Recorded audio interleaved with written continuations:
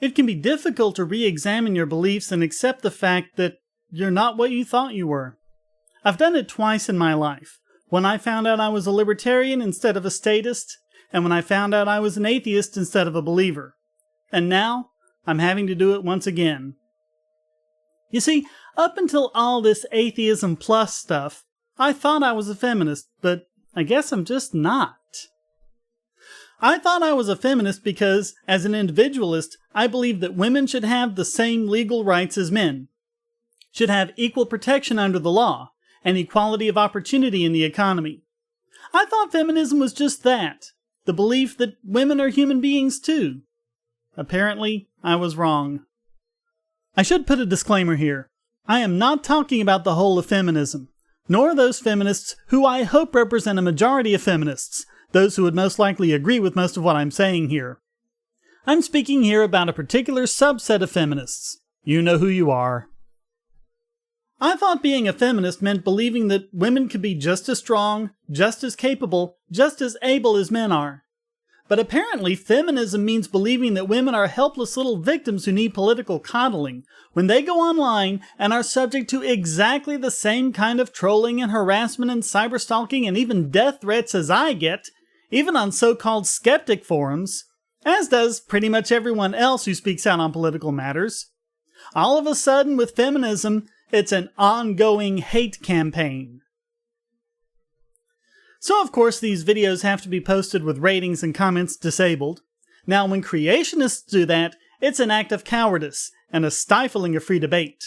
But with feminism, apparently, it's all fine and dandy to have free and open debate take a back seat to protecting these poor little feminists from things that might offend them. The interesting thing is, you won't find those kinds of threats and character assassination on my channel because all of those things are against the rules, and those comments get deleted, and repeat offenders blocked from my channel. Hey, what do you know? There's another option other than banning discussion entirely. But I guess I'm just not a feminist because I think you can still have a good discussion with the bad stuff moderated away. Of course, then I don't get to play the victim by pointing to the hate campaign against me, and that's apparently a deal breaker to these feminists. I thought I was a feminist because I pointed out on my podcast that the discrepancy in pay between men and women in the workplace was due to factors that took place long before the job application was filled out, and that to combat this, we need to focus on those factors that lead up to it. But apparently, I just exposed myself as someone who's making excuses for the patriarchy dominating over women. Who cares if the science backs it up? Feminist principles trump reality. I thought I was a feminist because I agree with the right of women to choose whatever profession they want. But apparently I'm not, because I want to extend this right to women who want to work in pornography or become a prostitute. Because in that case, just letting her do what she wants is demeaning to women. And that makes me anti-feminist, because all forms of pornography are just the patriarchy keeping women down. Pointing out the fact that a lot of women enjoy watching pornography too is just mansplaining. I thought I was a feminist because I agree with letting women participate in sports wherever feasible. I thought I was a feminist for applauding Sam Gordon, a girl who joined a Pee Wee football league, holding her own against boys the same age as her and getting her picture on a Wheaties box. But apparently, I'm not. I'm a cruel and vile purveyor of the patriarchy because I also applauded Keeling Pilaro, who joined a varsity girls field hockey team because there was no boys team available to him, and held his own against girls that were older than him. Apparently, you just can't be a feminist and bemoan the double standard that got Pilaro kicked off the team, banned from the sport, and had to go to court just so he could keep playing another year. Oh, and no picture on a Wheaties box either. But that's the way it should be, because he gets white male privilege. I thought I was a feminist because I agreed with Rebecca Watson's video that started the infamous elevator gate controversy. I agreed that the guy in the elevator was being an inconsiderate jerk, and figured this was the point. But apparently, I'm not a feminist, because I'm not willing to go so far as to say the guy was a potential rapist who could have gone off at any moment. Apparently I'm not a feminist because I want to look at actual rape statistics, things like women are most often raped by men they know, and so forth, showing that this was actually a pretty unlikely scenario as far as rape is concerned. I mean, how many rapists express their desires to their targets beforehand? Is any man who gets turned down by a woman in danger of having a silicon chip inside his head overload, forcing him to go crazy and rape her? Apparently, I'm not a feminist because I really don't think that's why rapes happen.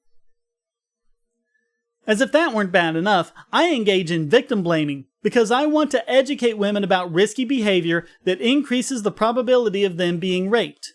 Just like I want to educate people about running virus protection on their computers. Hey, it's not their fault they got a virus. The blame lies solely on whoever writes these computer viruses. Why should we have to do anything different when we haven't done anything wrong? How horrible it is to advise a victim or potential victim of a home invasion to install a deadbolt or an alarm system. Actually, those things are okay because they're not feminist issues. But as soon as you get to an issue such as rape, it's an unforgivable sin. You know, I've heard this somewhere else. Whenever someone points out the plain truth about how our foreign policy led to the 9/11 attacks, guess what? That's victim blaming too. Don't you know the terrorists are 100% responsible for the 9/11 attacks? Why are you blaming the victims? Why do you hate America? There's no difference, people.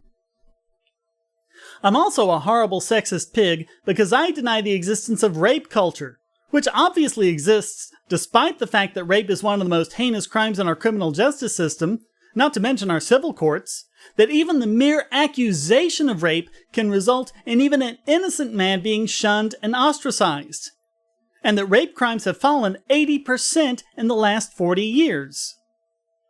I mean, it's not as if we have examples of actual rape cultures in the third world to compare ourselves to, where rape is not only legally allowed, but quite often a religious requirement.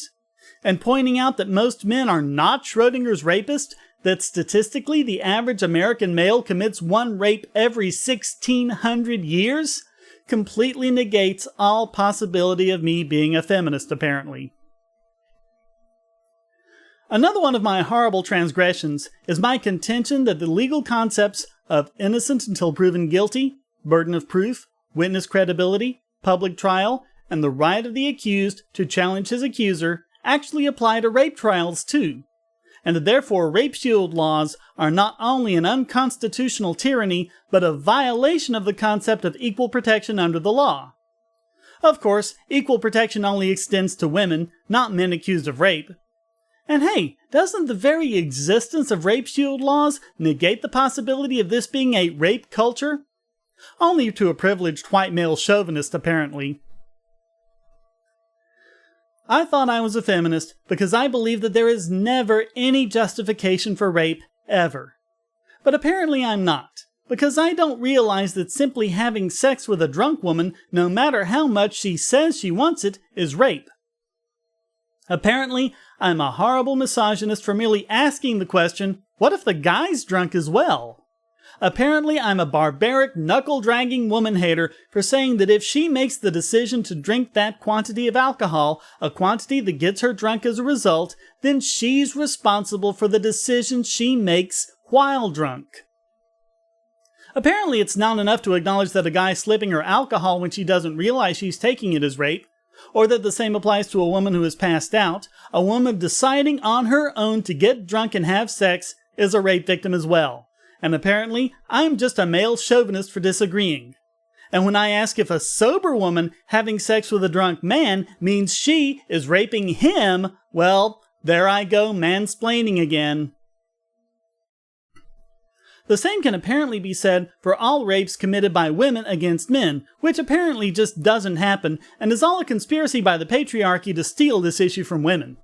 After all, we all know that sex is really what all men want, and so the woman is just giving the man what he really desires, and that's not sexist at all, is it? That's why we need to keep laughing them all out of court, and not even bother about doing anything to carry out the sentences on the rare occasions it is prosecuted, like Joyce McKinney, who jumped bail after being sentenced to a year in jail for the rape of Kirk Anderson. Oh, excuse me, it wasn't rape. A woman can't rape a man. It was indecent assault. But no one ever bothered to make this fugitive serve her sentence, even after she kept stalking Anderson. After all, she's just a victim of the patriarchy. So apparently, as long as male victims of rape get the doors slammed in their faces, shunned by society, told that they really wanted it, and just generally having the whole thing swept under the rug, we can keep championing the cause of feminism. We also need to keep pretending that spousal abuse is only committed by men against women as well. After all, we wouldn't want equality to extend to the fact that women can be violent too. And let's not even get into false accusations of rape by women. No, we should never point that out. I mean, I would have thought that feminists would want to shun and ostracize women who make false accusations because, after all, they're setting things back for the actual rape victims. But that's all just propaganda from the vast patriarchal conspiracy. So don't ever bring up the false accusations of rape against British actor Craig Charles, for example. And what does the Duke Lacrosse team have to do with the subject of rape anyway? We'll all just pretend that that never happened.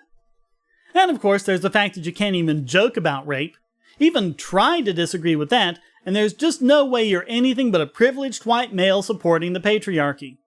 Not even when I put my money where my mouth is and told a bunch of drunk driver jokes. How dare I think that being mutilated and widowered by a drunk driver is anywhere near as bad as being raped? Of course, the difference, they say, is that all rape jokes are offensive all the time. Well, fine. Be offended if that's what makes you happy. Just don't pretend that it's a problem with the rest of us who have a much healthier attitude toward dark humor and even use it to heal our own traumas. I thought I was a feminist because I'm against the barbaric practice of female genital mutilation. But apparently I'm not, because I'm also against the barbaric practice of male genital mutilation. Oh, excuse me, we don't get to call it that, do we? We have to call it by its more socially acceptable term, circumcision. It's a much nicer word, isn't it? Makes it sound festive, like people dancing around a maypole or something. Oh, that's, probably not a great analogy, is it?